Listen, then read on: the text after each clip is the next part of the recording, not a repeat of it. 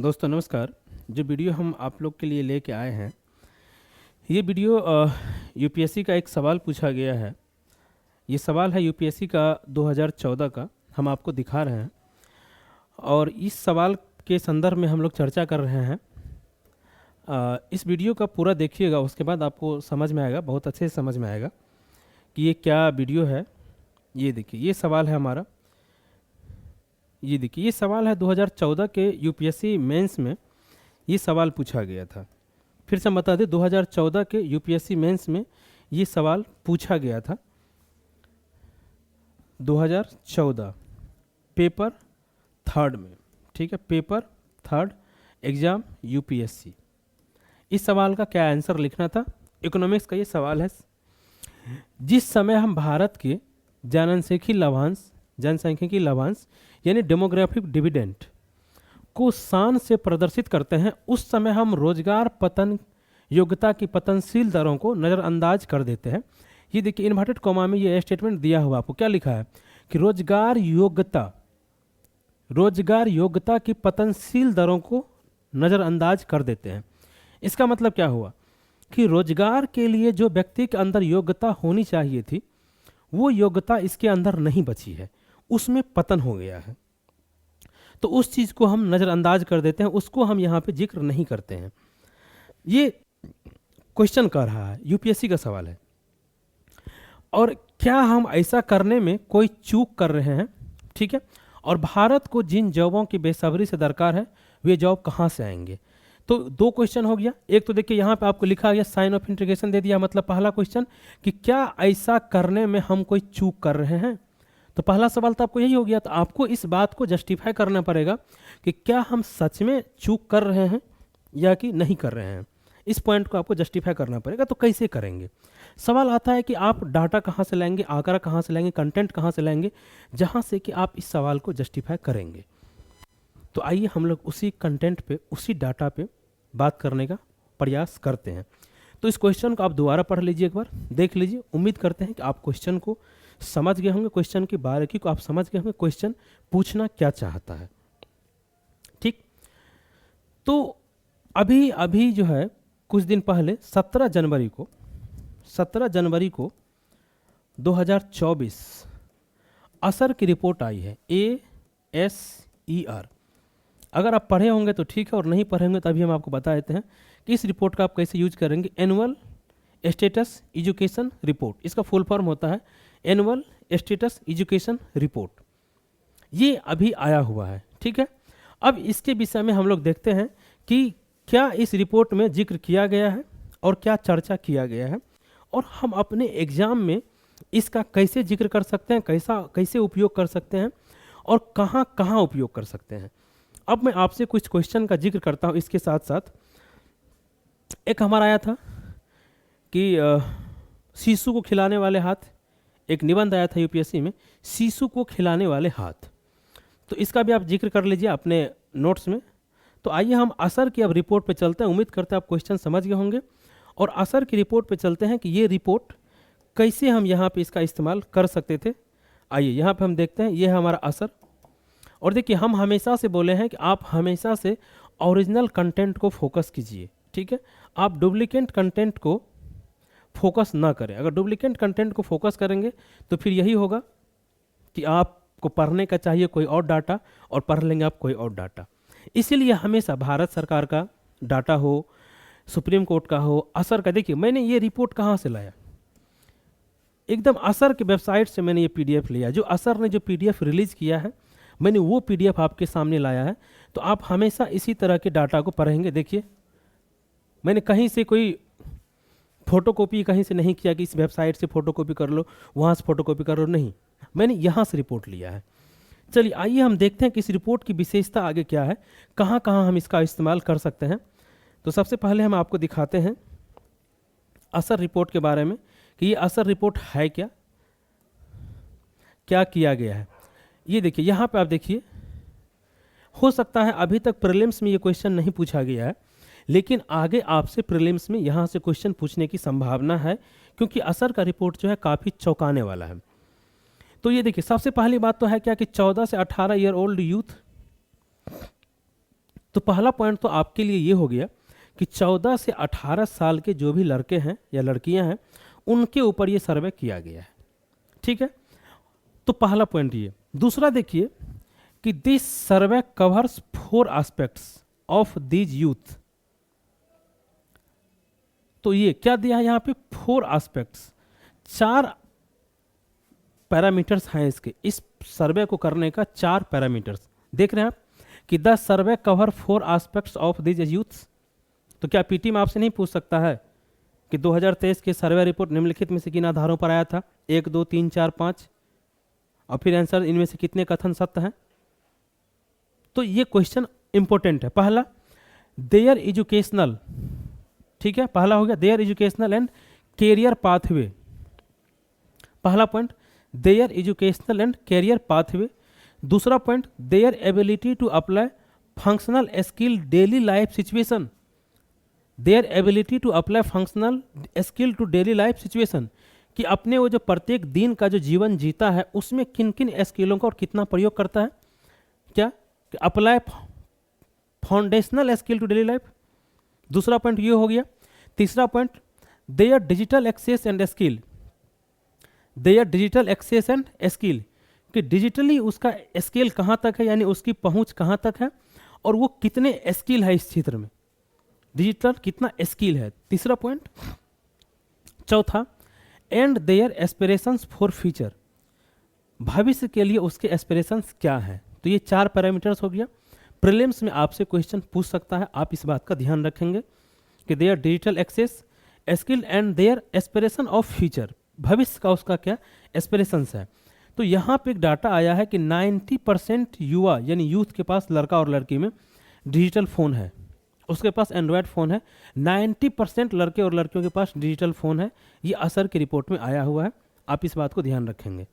चलिए आगे हम चलते हैं इस बात आगे कि कितना डाटा इसमें लिया गया, कितना कवर किया गया है। ये देखिए यहाँ पे जिक्र किया गया है कि 26 स्टेट्स हैं और ये उसमें 28 डिस्ट्रिक्ट लिया गया है। 26 स्टेट के 28 डिस्ट्रिक्ट को लिया गया है और इस 26 स्टेट्स में, ठीक है, स्टेट्स और प्लस यूटी दोनों को शामिल किया गया है। आप इस बात को ध्यान रखेंगे क्योंकि जम्मू कश्मीर को लिया गया है इसमें। तो जम्मू कश्मीर वर्तमान में यूनियन स्टेट है, एक स्टेट नहीं है, ठीक। तो 26 स्टेट लिखा हुआ था, आप 26 स्टेट ही मानेंगे जो इस रिपोर्ट में आया है, और 28 डिस्ट्रिक्ट। तो जो रिपोर्ट में लिखा गया आप उसी का जिक्र करेंगे अपने आंसर में। और 34,700, ये देखिए 34,745 छात्र को लिया गया है। इसको राउंड फिगर में आप 35,000 मान लीजिए। तो ये हमारा छात्र हो गया। इतने छात्रों पर यह सर्वे किया गया है और 4 पैरामीटर्स पर यह सर्वे किया गया था, वो हम आपको बता चुके हैं।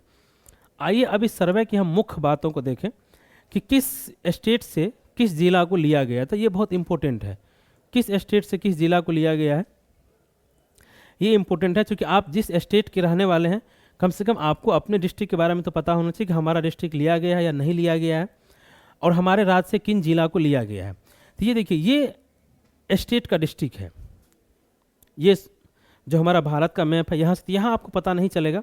हम आपको इसका शॉर्ट फॉर्म है वहाँ पे लेके चलते हैं जहाँ पे कि ये दिया हुआ है। आप ध्यान से देखिए, हम आपको पूरा बता रहे हैं।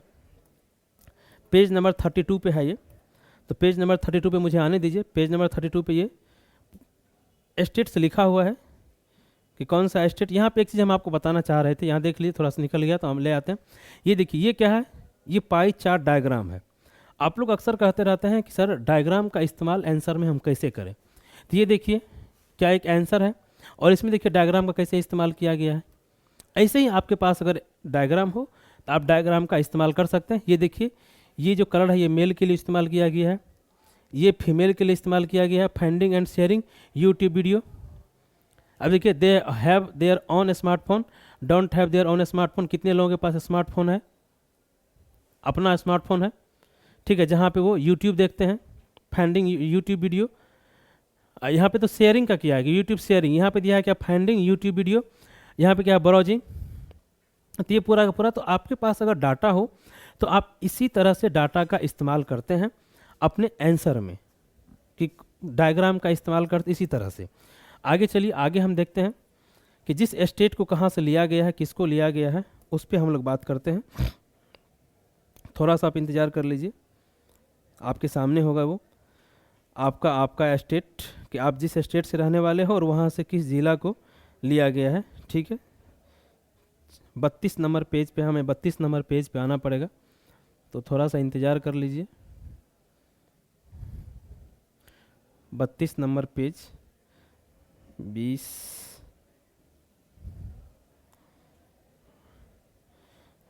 आइए हम लोग इस रिपोर्ट पे आते हैं। ये रिपोर्ट आ गया 26, 27,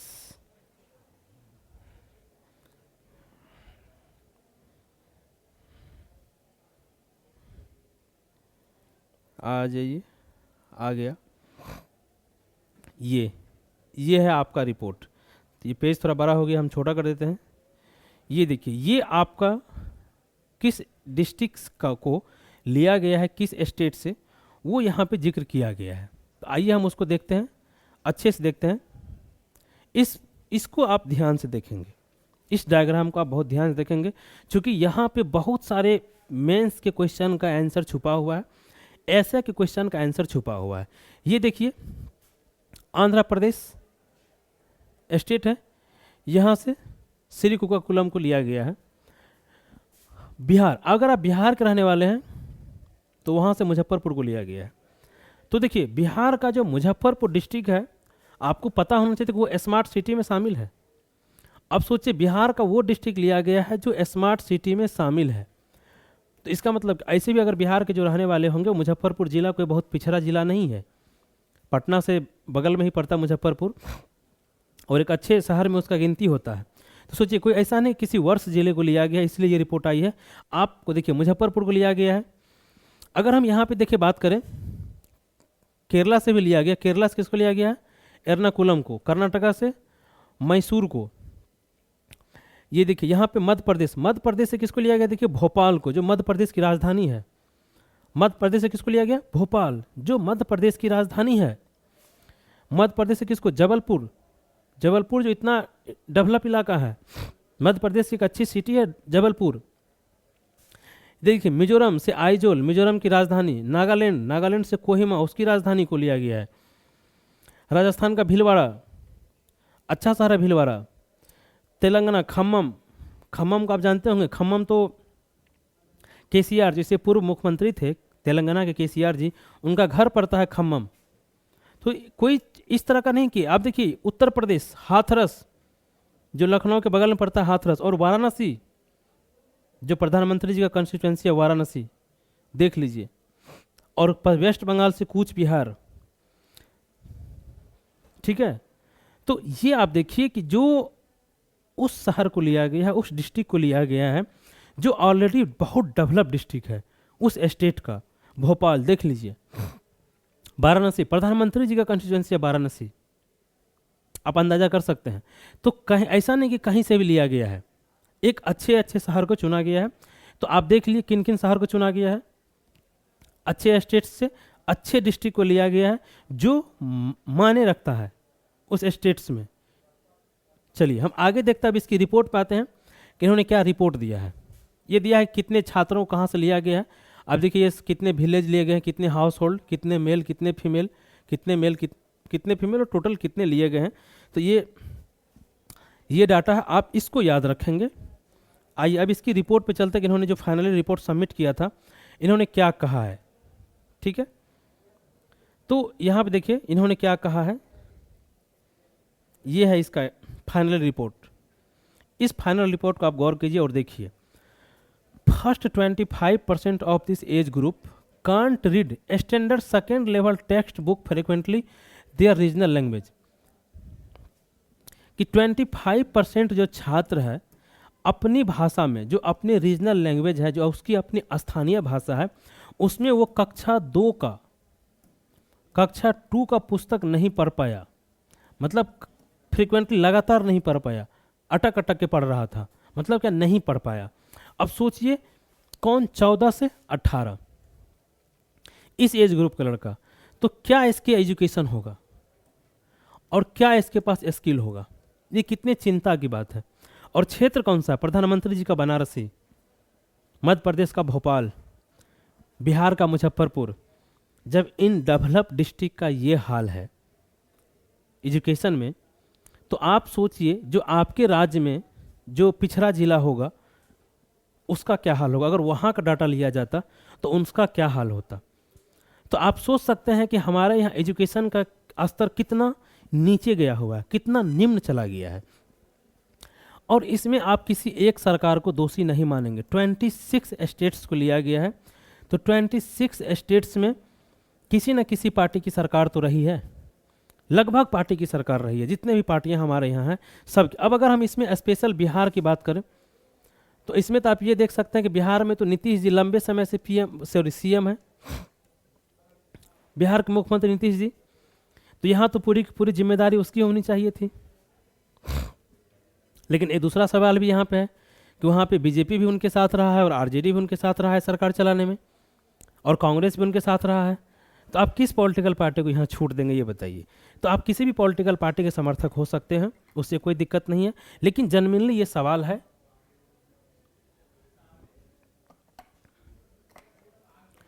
तो ये सवाल है, ठीक है। अब अगला देखिए, हम अगले डाटा पे अगर बात करें, अगला कह रहा है कि more than half struggle 3 digit bye 1 digit problems division. मतलब कि उसको कहा गया, यहां देखिए ऊपर में लिखा हुआ है कि 3 डिजिट में आप 1 डिजिट से भाग दीजिए। जैसे यहां देख लीजिए आप, कहा गया कि 700 से 883 में आप भाग दीजिए, वो नहीं दे पाया। देखिए यहाँ पे दिया गया, जो उनसे पूछा गया था, आप 4 से 537 में भाग दीजिए, ये देखिए यहाँ पे दिया गया है, ये भाग वो नहीं दे पाया। More than half, more than half का मतलब क्या होता है? 50% से अधिक बच्चे नहीं दे पाया। ये कितनी समस्या की बात है, ये बताइए। अगर वो भाग नहीं दे पाया तो ये कितनी समस्या की बात है, ठीक है। ये दूसरा रिपोर्ट था इसका। तीसरा रिपोर्ट देखिए यहाँ पे दिया हुआ है कि little over half can read sentence in English. मतलब कि आधे से थोड़ा सा अधिक ही इंग्लिश में सेंटेंस पढ़ पाया, और बाकी इतने लोग सेंटेंस को नहीं पढ़ पाया, इंग्लिश सेंटेंस नहीं पढ़ पाया, ये लोग मीनिंग नहीं बता पाया, ये लोग इंग्लिश सेंटेंस नहीं पढ़ पाया, बताइए। तो ये हम बता रहे हैं कि ये सारा पॉइंट आपको याद नहीं रहेगा। आप अपने मेंस में अगर आप देखिए, वहाँ जो हम पहला क्वेश्चन आपको दिखाए थे, बेकार और नज़रअंदाज कर देते। जिस समय हम डेमोग्राफिक डिविडेंड को स्थान से प्रदर्शित करते हैं तो रोजगार पतनशील दरों को हम नज़रअंदाज कर देते हैं। जब लोगों के पास इतना एजुकेशन रहेगा, इतना कम एजुकेशन रहेगा, तो उसको अच्छा स्टैंडर्ड रोजगार कहाँ से मिलेगा, ये बताइए। जब उसको रोजगार नहीं मिलेगा तो क्या होगा? तो क्या हुआ हम कि रोजगार पतनशील दरों को नज़रअंदाज कर देते हैं।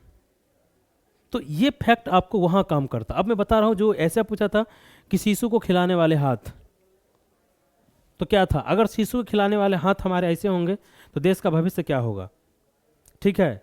और एक दूसरा ऐसा पूछा था कि कक्षाओं में तैयार, देश की बागडोर कक्षाओं में तैयार होता है। मुझे एग्जैक्ट ऐसा नहीं याद आ रहा है, आप यूपीएससी का ऐसे देख लेंगे तो। और उसके बाद दूसरा एक था कि भविष्य बच्चों से संबंधित जो ऐसे पूछा गया है, पालना झुलाने वाला, संसार की बागडोर पालना झुलाने वाले हाथों में, एक इस तरह का भी ऐसे पूछा यूपीएससी में। तो क्या करेंगे आप, वहाँ पे जिक्र करेंगे इसका कि हमारे पालना झुलाने वाले हाथ तो ऐसे हैं भाई, तो संसार की बागडोर किन लोगों के हाथ में होगी? अब यही तो आगे जाके कल वोटर बनेंगे ना। हमारे आपके जैसे जो पढ़े लिखे लोग हैं वो ब्यूरोक्रेसी में जाएंगे और ये वोटर होंगे, पॉलिटिशियन बनेंगे कुछ। तो सोचिए हमारा एजुकेशन सिस्टम कितना कमज़ोर हो गया है। ये रिपोर्ट पूरी की पूरी पोल खोल देती है। अब और देखिए, और जो इसमें दिया हुआ है ये तो हम बताए। देखिए ये उनसे पूछा गया कि आप कितने बजे, इतना बजे अगर सोए, यहाँ पे देखिए ये रिपोर्ट है, यही सब क्वेश्चन पूछा गया था कि 8:30 में आप सोते हैं और 4:30 में आप जगते हैं। If this girl sleep at this time at night and wake up to time in this morning, then how many hours does she sleep. वो नहीं बता पाया कि हम कितने देर सोए हैं, या ये लड़की कितनी देर सोई है, कितने टाइम सोई है, सॉरी, ये नहीं बता पाया। तो बताइए इतना नहीं बता पाया, तो इससे आप क्या समझ रहे हैं कि ये जो लड़का है जो हमारा 18 साल का है, ये अब किसी फैक्ट्री में काम करने जाएगा, और फैक्ट्री में काम करने जाएगा और फैक्ट्री वाले कहेगा कि तुम तो इतना घंटा ही काम किए हो। जब ये घंटा जोड़ ही नहीं पाया, जब ये घंटा जोड़ ही नहीं पाया, तो इसको क्या पता है कि हमने कितना घंटा काम किया और कितने दिन काम किया है। तो बताइए इनका कितना शोषण होगा, कितना शोषण होगा फैक्ट्री में। यही तो समस्या है। उनसे देखिए ये सवाल हो गया, उनसे कहा गया कि ये 0 से शुरू किया, तो बोला कि कितना इंच हुआ, कितना सेंटीमीटर हुआ बताइए, तो वो बता दिया। लेकिन जैसे ही उसको थोड़ा सा आगे किया, 1 से मापना शुरू किया, वो नहीं बता पाया, क्योंकि यहाँ पे माइनस करना पड़ता, 5 से 1 को नहीं बता पाया। तो भाई ये राजमिस्त्री का काम भी तो नहीं कर सकता है, ये बताइए। वहाँ पे बहुत सारा इंची टेप चलाना पड़ता है दीवार जोड़ने के लिए, वो ये भी नहीं कर पाएगा, तो क्या करेगा, सिर्फ ईंटा ढोएगा ना। तो क्या हम अपने देश को ईंटा ढोने वाला देश बनाना चाहते हैं? ये कितना शर्म की बात है हमारे लिए, बताइए। तो ये था असर का रिपोर्ट, और इसमें ज़्यादा कुछ आप मत पढ़िएगा, या तो यहाँ से आपसे पीटी में क्वेश्चन पूछ सकता है 1-2, नहीं तो मैंने स्टार्टिंग में बताया था कितने स्टेट से कितने डिस्ट्रिक्ट को लिया है, किस एज ग्रुप के छात्रों को लिया गया है, और क्या रिपोर्ट आया है, यही क्वेश्चन आपसे पूछ सकता है अगर पीटी में पूछेगा तो। और मेंस में इसका प्रयोग कहाँ कर सकते हैं, हमने बता दिया कि आप इसका प्रयोग एसे में कर सकते हैं, इसका प्रयोग आप इंटरव्यू में आपसे पूछा जा सकता है, इससे रिलेटेड कोई सवाल आप वहाँ कोट कर सकते हैं कि सर असर की रिपोर्ट ये बताती है। एजुकेशन से रिलेटेड पेपर 3 में, रोजगार संबंधित पेपर 3 में, स्किल डेवलपमेंट से संबंधित पेपर 3 में अगर कोई सवाल आपसे पूछता है, ऐसे में एजुकेशन से सवाल तो आता ही आता है ऐसे में, तो वहाँ पर आप इसका जिक्र कर सकते हैं। अब देखिए जैसे था कि किसानों के लिए कृषि जीवन निर्वाह, अब ये जो आगे चल के किसान बनेंगे कुछ, उनको तो कुछ पता ही नहीं चलेगा। अब मूर्ख किसान रहेगा, ये बताइए, पढ़ा लिखा किसान नहीं रहेगा, तो ना उसको मौसम के बारे में कुछ पता चल पाएगा, कितना हमारा खेत है, कितनी मात्रा में क्या देनी चाहिए थी, तो क्या होगा, हमारा उत्पादक किसान भी हमारा ये तो अच्छा किसान भी नहीं बन पाएगा ना, सरकारी योजनाओं का लाभ नहीं ले पाएगा ये। तो ये समस्या हो गई है। तो इनका प्रयोग आप अपने हिसाब से ऐसे में, जैसे पालना के झुलाने वाले हाथ, देश का भविष्य उनकी कहाँ, देश का भविष्य उनकी कक्षाओं में तय होता है, ऐसा ही सब पूछा गया है। एजुकेशन की भूमिका को लेकर कोई भी सवाल पूछेगा आप वहाँ पे इनका जिक्र कर सकते हैं, इंटरव्यू में, पीटी में फैक्ट पूछेगा तो किस आधार पे, मेंस मैंने बता दिया है। तो उम्मीद करते हैं कि ये, और इसके अलावा आपको कुछ नहीं पढ़ना है, क्वेश्चन से रिलेटेड करके आपको यूज करना है। ये रिपोर्ट आपको समझ में आ गया होगा। हाँ, एक चीज़ हम आपको बताना चाह रहे थे थोड़ा सा, देखिए अब याद आ गया कि हमने कहा था कि चूंकि हम देखिए देख के पढ़ाते नहीं, इसीलिए 112 हमारे यहाँ आकांक्षी जिला कार्यक्रम भारत सरकार ने लॉन्च किया था, आपको याद होगा, आकांक्षी जिला 112, और अभी इसी के तर्ज पे 500 आकांक्षी ब्लॉक कार्यक्रम घोषित किया गया है, आकांक्षी ब्लॉक, ठीक है। अब देखिए ये तो जो लिया गया था कहाँ था, मुजफ्फरपुर, राज्य का राजधानी। अगर ये आकांक्षी जिला का रिपोर्ट लिया जाता, आकांक्षी जिला का डाटा लिया जाता, तो अब आप बताइए कि ये कितना खराब आंकड़ा आ सकता था, हम उसका अंदाजा नहीं लगा सकते हैं।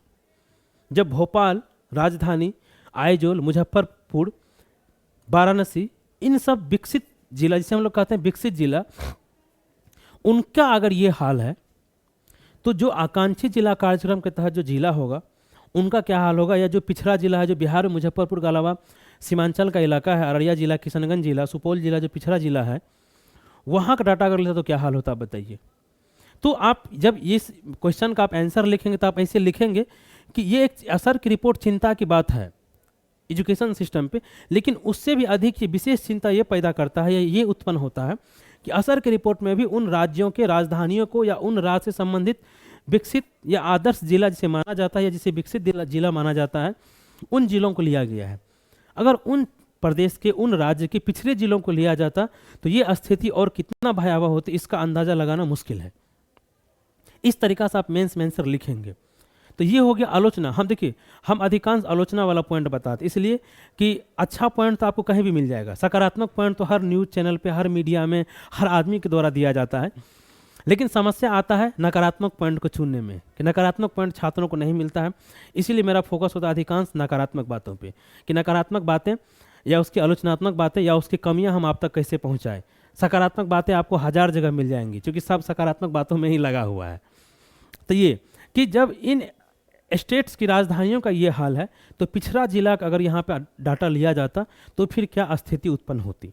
ये एक विशेष चिंता की बात है। आप अपने एसे में, आप अपने इंटरव्यू में और आप अपने मेंस जीएस के आंसर में ये बात को लिखेंगे और इंटरव्यू में भी अगर जरूरत पड़ी तो आप बोलेंगे, ठीक है। और एग्जाम्पल दीजिएगा कि वाराणसी प्रधानमंत्री जी का कंस्टिट्यूएंसी है और वहाँ का डाटा लिया गया है, बताइए।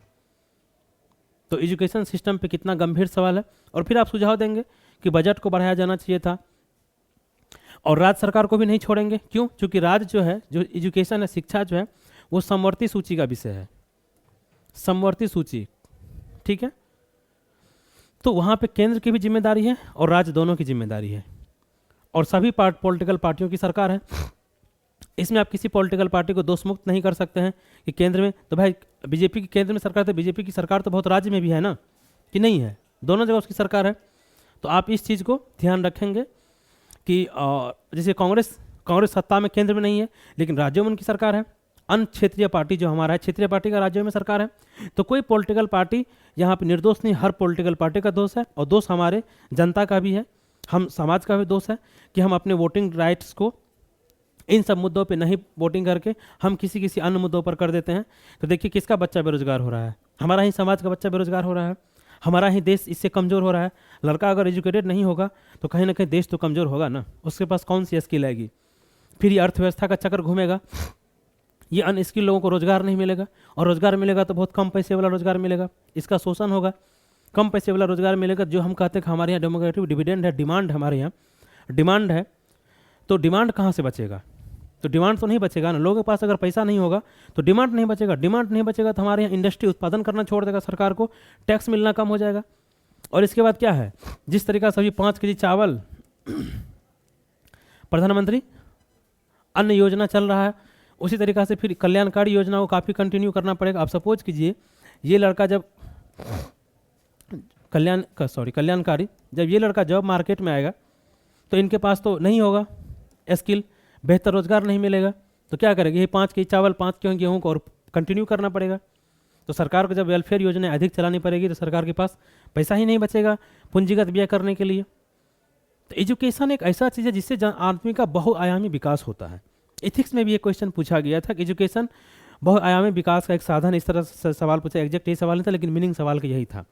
आप बहुत जगह इस रिपोर्ट का यूज़ कर सकते हैं, ठीक। हम बता दिए कैसे एक साइकिल जो है ये क्रिएट कर देगा कि लोग डिप्राइव रहेंगे, कम पैसा होगा, उसके पास पैसा नहीं होगा सामान खरीदने के लिए, इकोनॉमी हमारी स्लो हो जाएगी, उद्योगपति इंडस्ट्री से प्रोडक्शन करना कम कर देगा और इससे क्या होगा? सरकार को टैक्स रेवेन्यू घटेगी और कल्याणकारी योजना पे टैक्स ज़्यादा बढ़ाना, खर्चा करना पड़ेगा। फिर हमें क्या करना पड़ेगा? फिर हमें कर्ज लेना पड़ेगा। इसीलिए जो कर्ज हमारे पास 55 लाख करोड़ का था, आपको पता होगा 2014 में 55 लाख करोड़ का था, आज वो 205 लाख करोड़ पहुँच चुका है। क्यों पहुँच चुका है? लाख करोड़ क्यों पहुँच चुका है?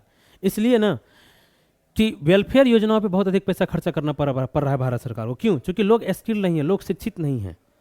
तो जिम्मेदारी किसकी है? सरकार की जिम्मेदारी उसे शिक्षित करे व्यवस्था। आप देखिए, हम इससे बाद एक वीडियो लेके आएंगे जो सरकार ने एजुकेशन संस्थान को 16 साल से कम उम्र के बच्चों को कहा है कि आप संस्थान नहीं जाइए, तो उससे आपसे क्या सवाल बनेगा, नहीं बनेगा, ये हम लोग अगले वीडियो में डिस्कस करेंगे। ये वीडियो काफ़ी ऑलरेडी लंबा हो चुका है, तो उम्मीद करते हैं ये वीडियो आपको समझ में आ गया होगा। आप चैनल को सब्सक्राइब कर लीजिएगा, वीडियो को लाइक कर लीजिएगा अगर आपको अच्छा लगा तो। और इसी तरह का करंट अफेयर्स का इशू जो मेंस में पूछा जाएगा उसमें क्या लिखा जाएगा, और ये ओरिजिनल रिपोर्ट, आप फोटो स्टेट से सावधान रहिए। ओरिजिनल रिपोर्ट आप खुद से भी पढ़ा कीजिए और दूसरों को भी पढ़ने का सलाह दीजिए। यही ओरिजिनल रिपोर्ट हम लेके आएंगे आपके सामने, और क्या क्वेश्चन पूछा गया है और आगे क्या क्वेश्चन पूछा जा सकता है, और उस कंटेंट का आप कहाँ कहाँ इस्तेमाल कर सकते हैं, और बहुत सारे वीडियो हम लेके आएंगे। तो चैनल को सब्सक्राइब कर लीजिएगा, वीडियो को लाइक कर दीजिएगा। बहुत बहुत धन्यवाद।